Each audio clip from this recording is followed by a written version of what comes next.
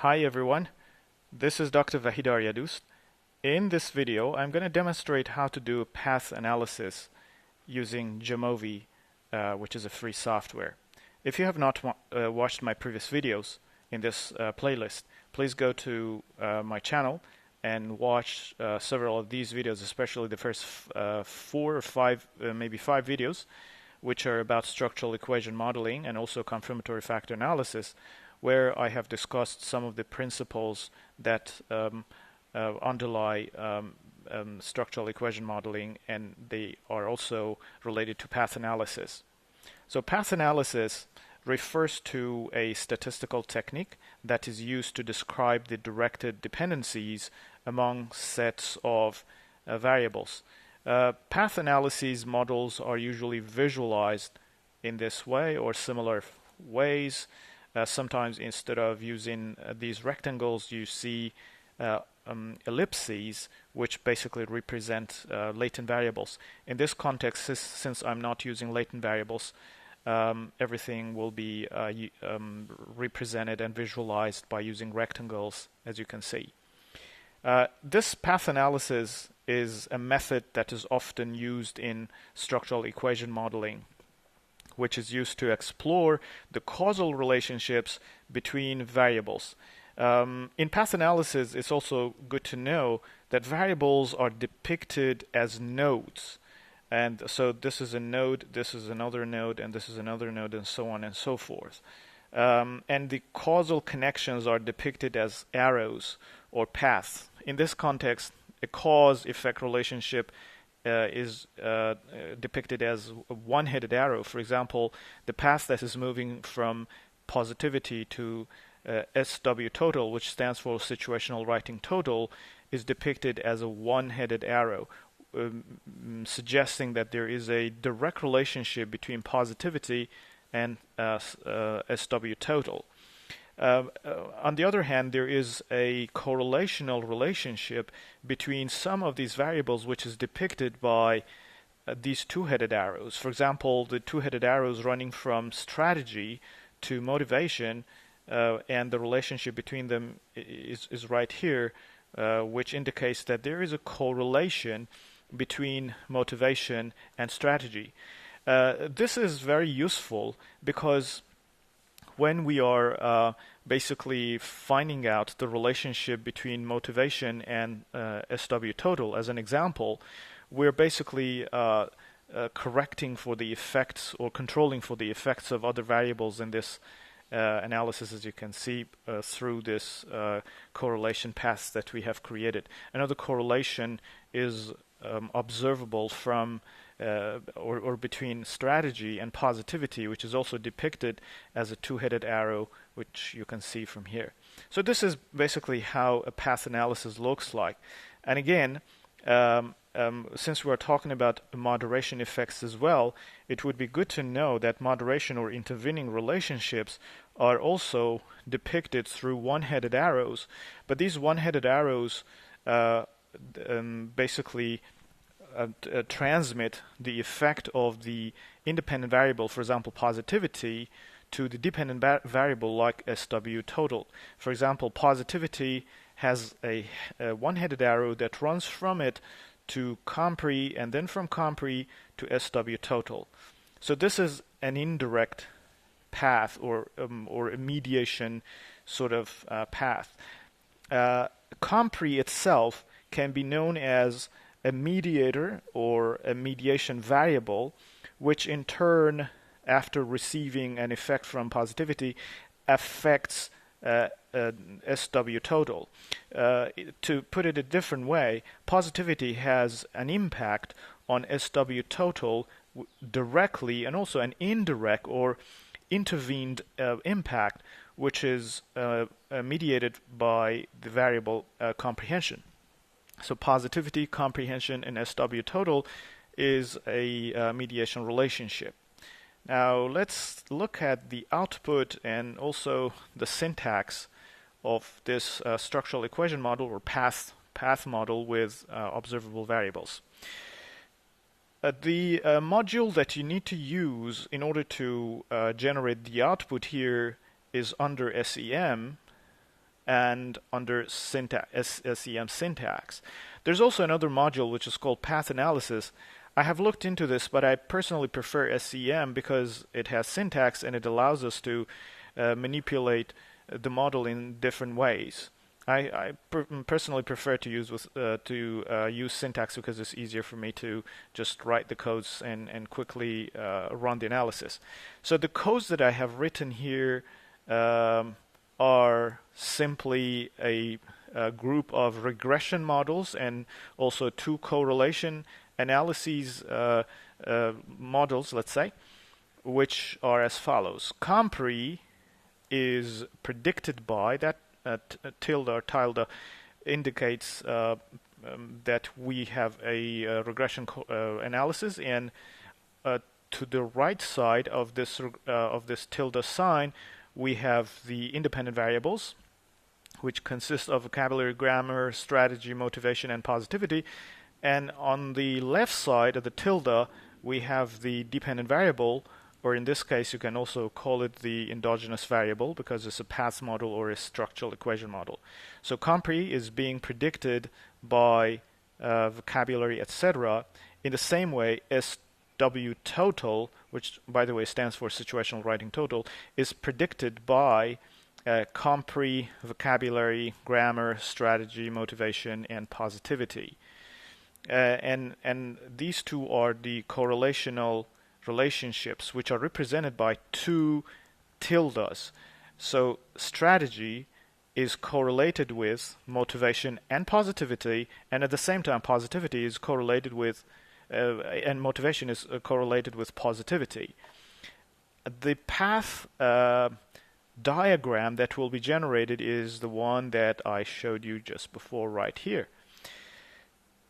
Alright, so how do we get to this path diagram, and what kind of outputs are they, and how do we interpret them in a path analysis? This is what I'm going to take you through. The first step is to go through the model options and choose choose one of these estimation methods. I have extensively discussed these parameter estimation methods in a previous video, so I'm not going to go through it, but I just wanted to let you know that if you have a lack of normality or significant deviations from normality, one of the best methods to use for parameter estimation is robust maximum likelihood. There are other methods, for example, like robust weighted least squares as well, which is also suitable, particularly if your sample size is small.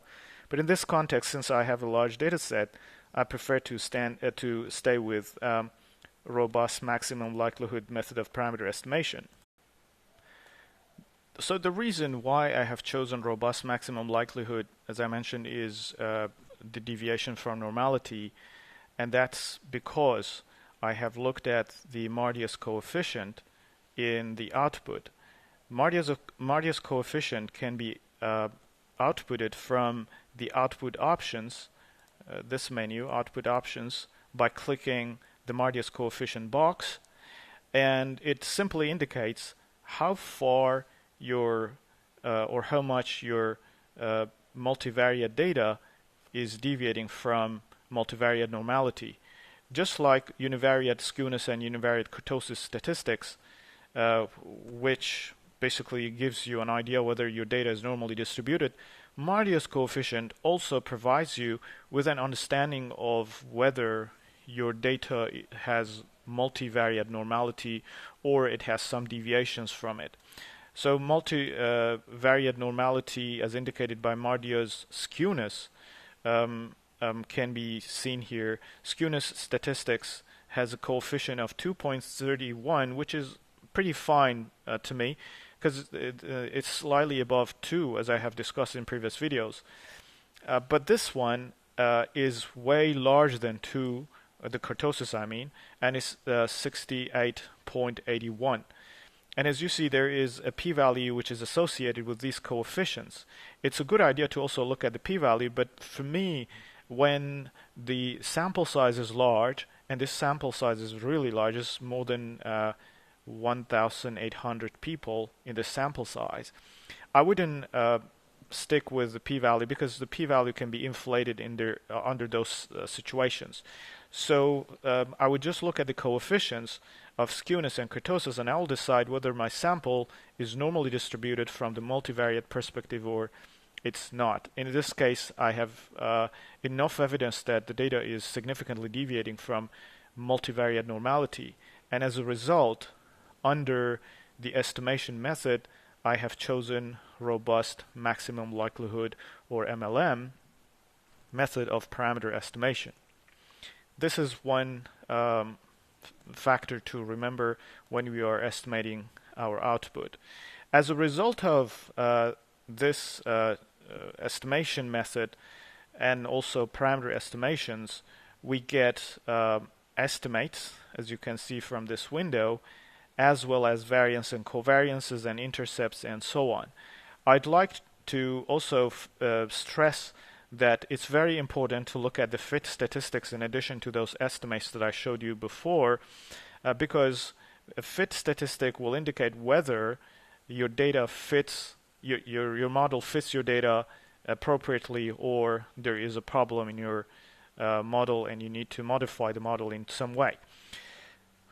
So what is the first fit statistic that we need to look at? Basically, it's the chi-squared value, its degrees of freedom, and also the p-value that is associated with this chi-squared value. The chi-squared is an index that shows how well the underlying structure of your model can replicate the underlying structure of your data.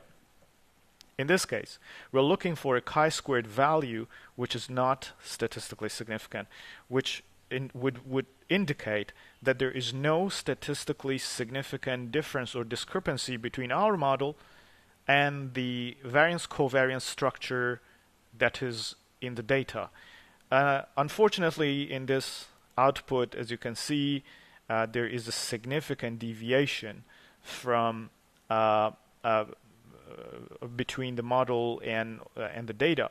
So the model significantly deviates from the underlying structure of the data. That's one thing to remember, with the degrees of freedom of 6. The chi-squared value of 68.4 is the first indicator that this is not a perfect model. However, there's a caveat that we need to take into account when we are looking at the chi-squared value. The caveat is, again, when you have a large sample size, just like the normality estimation that I discussed in just a few seconds ago, the chi-squared value can get inflated easily in those sample sizes.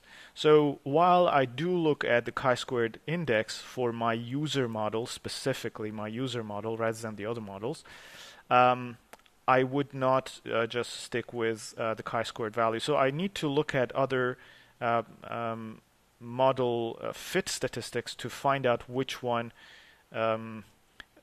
gives me further and more useful information. In this context, Jamovi outputs quite a few very useful statistics. The first one is called RMSEA, excuse me, and the other one is called SRMR. The best RMSEA, or the acceptable range of RMSEA, is the one that would fall under 0.08. And in this case, it is smaller than 0.08, as you can see, 0.078, which is pretty good. And in the same way, my SRMR is small. And these two are indications of how much error I see in the data, how much residuals is left in the data after I fit the model into the data. And this is a pretty good indication that the model is not doing terribly. So two pieces of information that indicate that my model is not a bad model. And there is also a confidence interval that is associated with both of these two statistics. One of them is a lower bound and the other one is an upper bound 95% confidence interval. The lower bound and the upper bound are not too far away from each other, which indicates that the RMSEA of the actual population from which the data has been extracted or has been drawn would fall between the lower bound and the upper bound right here. So the smaller this confidence interval, the higher confidence you would have in the estimations of RMSEA. And actually there is no specific criteria here to decide whether this is a good span or a good range of 95% confidence interval or not. But just like I said, the best way to estimate, interpret it is the smaller this confidence interval, the better it is. In this context, both of these two statistics seem to be pretty fine to me. I mean, both the lower and upper bounds for RMSEA seem to be fine to me. But there is some kind of significant p-value which is associated with RMSEA. In most of the literature in structural equation modeling research, researchers usually just stick with the absolute value of RMSEA and also the confidence interval, and you rarely see anyone deciding whether the model is good based on the p-value of the RMSEA. So in this context, I would say the second pieces and the third pieces of information that I have obtained in this analysis indicate that my model is not a bad model so far. The next fit statistics are also useful, and they include quite several of these statistics. The first one that I suggest that you look at is CFI. This is perhaps one of the two most useful fit statistics in this table. CFI, or comparative fit stat, should be at least 0.9, as I have discussed in previous videos. And in this case, it's much larger than 0.9, which indicates that the model is fine. So the CFI of 0.958 plus the TLI that is approaching 0.9 indicate that the model is good. But to be honest with you, this TLI is not very good news. It's not as good news as the CFI is. So I would just interpret this model as something that is falling on the borderline simply due to the fact that the CFI is good, but the TLI does not reach the minimum threshold of 0.9. And NFI is also another stat which is quite the same or very, very similar to the TLI statistic. As you see, they're almost the same. In other software, you only use one of these. Like in Amos, you can only see the TLI or an NFI. And the rest of these statistics are not usually seen in the literature in applied linguistics or language assessment, structural equation modeling research. But if you like, you can do some search about it in your discipline. Maybe in your discipline, researchers would like to see some of these. But personally, I would say these two, CFI and TLI, are good enough. So let me recapitulate briefly before I move on to the estimates. If you are doing path analysis or structural equation modeling, you need to look at the fit statistics and report them. The CFI and TLI fit statistics are the first two things that we look at alongside SRMR and RMSEA, and of course the 95% confidence interval that is associated with RMSEA. And last but not least is the chi-squared value and its degrees of freedom, as well as the associated p-value. Okay, having established the fit statistics of our model, now it's important to move to the estimates in the model, in other words, parameter estimates. So parameter estimates are outputted in this table, which is called estimates. In this table, we only get to see direct parameter estimates. Now, remember that we also have several mediations or mediating variables as well, which need to be estimated, as I showed before. And in this case, just to refresh your memory, positivity has a direct effect on SW total, and also an indirect effect or mediating effect through comprehension. So under this parameter options, we need to click estimates indirect effects. So we will get to see those indirect effects that are outputted in our model. These will be represented in this table, which is called defined variable. And I'll get to this and we'll show you how to make sense of this table in a second. But let's go through the main parameters or the main direct effects of the model first, because that's what we need to look at in structural equation modeling first, or path analysis, if you will.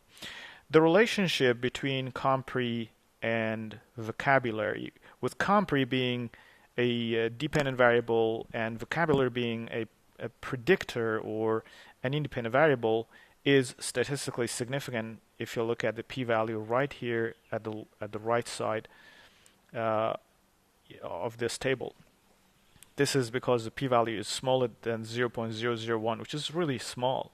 In addition, we have an estimate. This is an unstandardized estimate, which indicates that if prediction as the predictor, in this case vocabulary, goes up by 1 unit, compre goes up by 1 unit, and whatever the units of compre and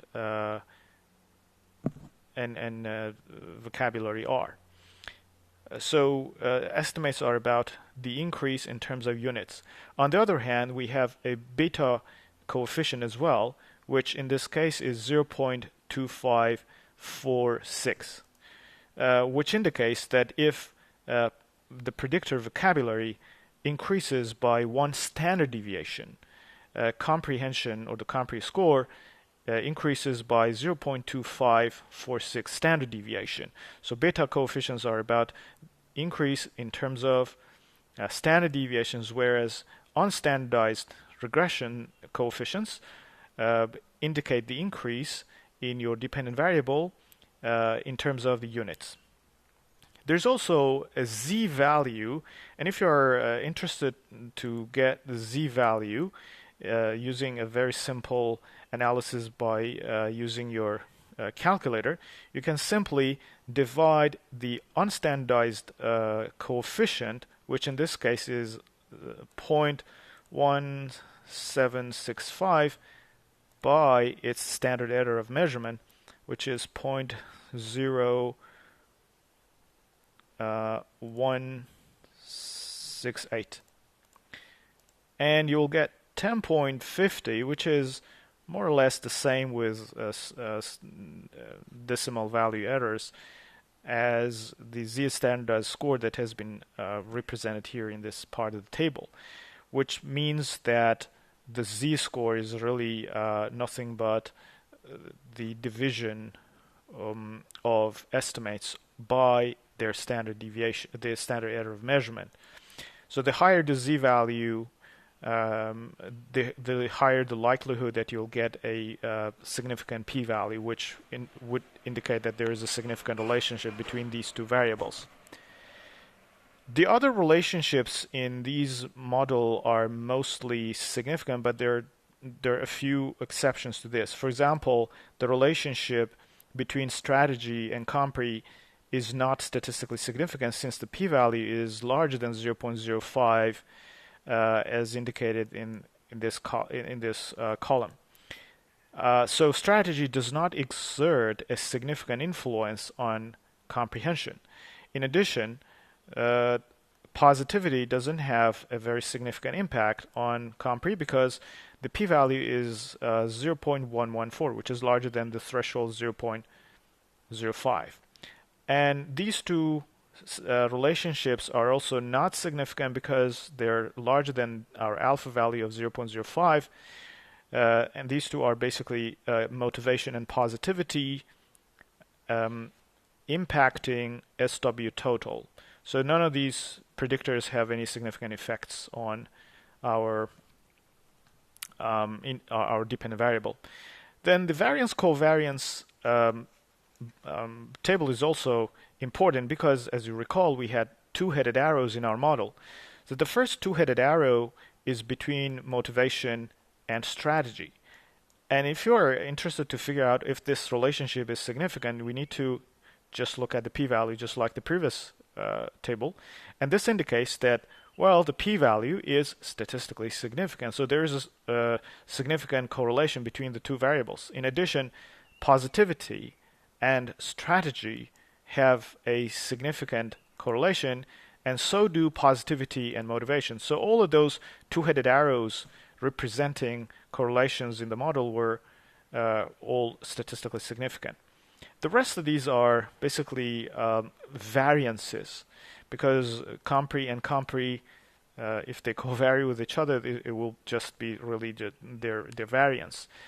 And the variances are also all statistically significantly different from zero, and this is how we interpret the p-values associated with them.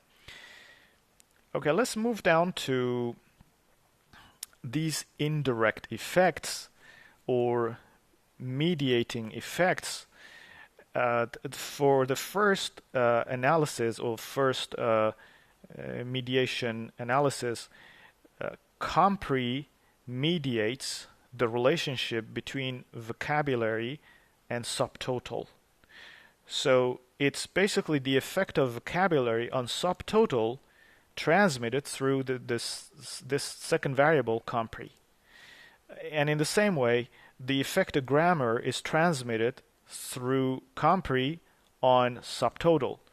Now, of course, grammar itself has a significant path, as you saw from the path model before, which runs from grammar to SW total, and that path is direct, which is significant and direct. But in this case, we also have an indirect path, and we want to figure out whether this indirect path is statistically significant or not. So just like the previous statistics that I showed before, we need to look at their associated p-values. Out of these several indirect paths that we see in the model, several of them are not significant. For example, this one, the last one at the bottom, which runs from positivity through compre to SW total, which, as you can see, is not statistically significant. This one is not significant either, which is strategy through compre to SW total. So we have two indirect paths which are not significant statistically, but the rest of those indirect or mediating paths are statistically significant. Now the question arises as to how we can estimate this estimated value of indirect path.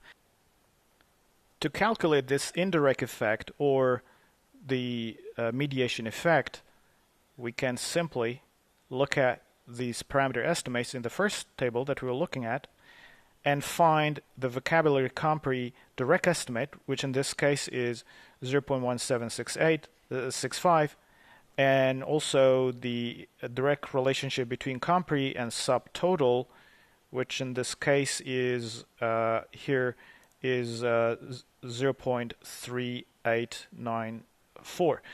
What we need to do is simply to multiply these two and get the indirect path from their multiplication. In this case, I have already done that on my calculator, and I've gotten 0.068 something, or almost 0.069 if we rounded it up. So if we scroll further down, you can see exactly 0.069 in this table right here. In the same way, you can calculate the products of the rest of these paths that you can see in your table. Just multiply the direct paths by each other and you will get the indirect estimates there. In addition, if you are interested, just in the same way that I explained earlier, you can get the z-value by multiplying the standard error by dividing the estimates by its standard error of measurement to get the z-value. And then if you're curious, you can go to Google, browse z-tables and find out whether the associated p-values are statistically significant or not if you want to explore further. Otherwise, you can just stick with this. And finally, the beta or standardized regression in this table is also interpreted in the same way that is interpreted for the direct paths. So let's take a look at our final path diagram. Under the path diagram menu, you should click on path diagram to show residuals, and if you like, you can also show intercepts, which are represented by these little triangles. These are basically the intercepts. You can choose to have a large node, which I suggest because I think it improves the visibility. Here I have chosen manifest variables shape to be a rectangle. This is a kind of procedure that is commonly used in path analysis and structural equation modeling. But if you wish to be more innovative and change the shapes, you can go, for example, you can choose ellipses or even diamonds and so on. Feel free to choose any of these and see how the shape changes. And finally, I suggest that you can get either coefficients, which in this case is the unstandardized coefficients, or you can get the betas on your path model. Typically, if you're going to submit your paper for submission for publication, reviewers would ask for the beta coefficients. So I'm not going to select beta coefficient because it's going to take some time for my model to rerun and converge again. My computer is a bit slow today. This brings me to the end of this video. In the following videos, I will continue to show you other sorts of mediation relationships which go beyond just one mediating variable. I hope you found it useful. Thank you very much for your attention and have a great day.